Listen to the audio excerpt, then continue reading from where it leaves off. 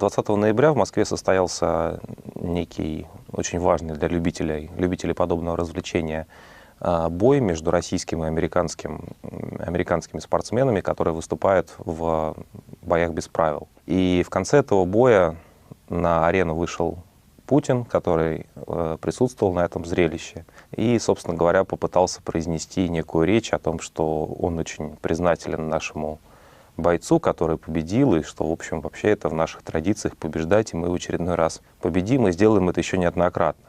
И в интернете появились ролики выступления Путина, его этого восшествия на ринг, в ходе которого слышен какие-то звуки со стороны публики.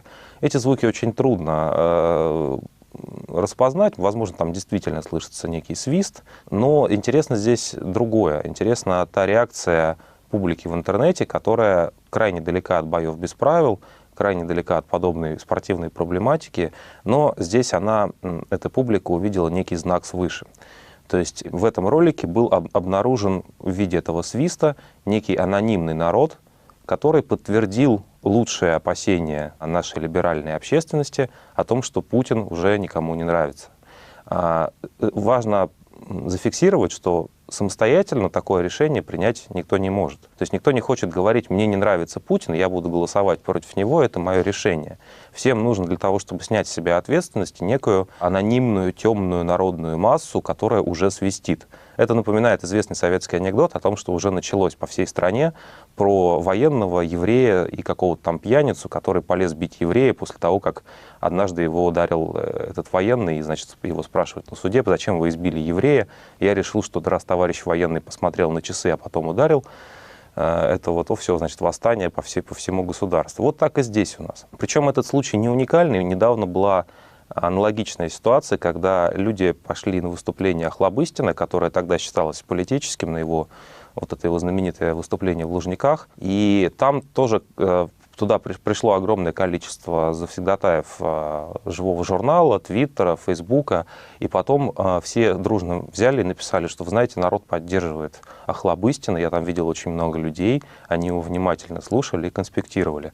И из этого сделали вывод, что, собственно говоря, вот такие радикально-консервативные идеи, как у Вани, они пользуются популярностью в народе. То есть все пришли посмотреть не столько на Охлобыстина, сколько на вот этот анонимный народ, который потом разбежался по своим блогам, и начал радостно писать, собственно говоря, о вот этом воображаемом присутствии народа при этом политическом или псевдополитическом событии.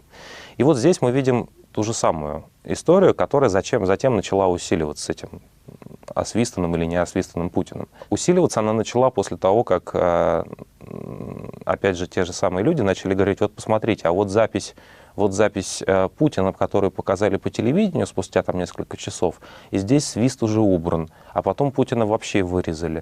То есть народ свистит, а власти скрывают. И тем самым это подтверждает нашу правоту дважды. Да? То есть сначала мы расслышали свист, потом свист исчез, потом исчез Путин, и тем самым мы точно знаем, что народ уже в полном составе выступает против Путина.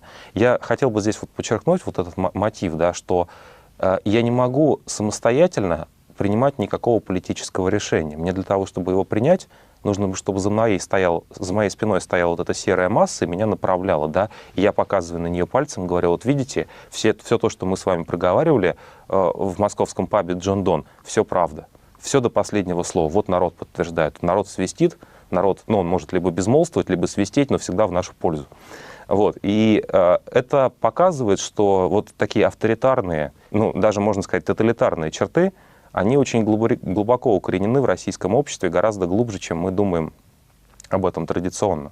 Потому что, по сути, даже для интеллигенции либеральной некое политическое решение, политический тезис оформляется в рамках сигнала, который идет вот от этого анонимного народного большинства, или там народного антипутинского фронта, вниз, да, и после этого мы сидим и разгадываем те сигналы, которые нам были посланы от этой массы. И мы напоминаем таких римских прорицателей, гаруспиков, которые гадали по внутренностям животным. Вот мы препарируем эту серую массу и находим там недовольство народное. И это, конечно, очень печально для меня, потому что мне симпатичны некоторые либертарианские идеи, и понятно, что вот эта логика анонимной легитимации твоих собственных политических идей за счет воображаемого концепта народа, она бессмысленна, ну и безответственная, по сути дела. То есть это путь к такой политической инфантильности. Если вам не нравится тот или иной политик, да, то вы должны об этом заявлять от своего лица, не скрываясь за чьи-то маски.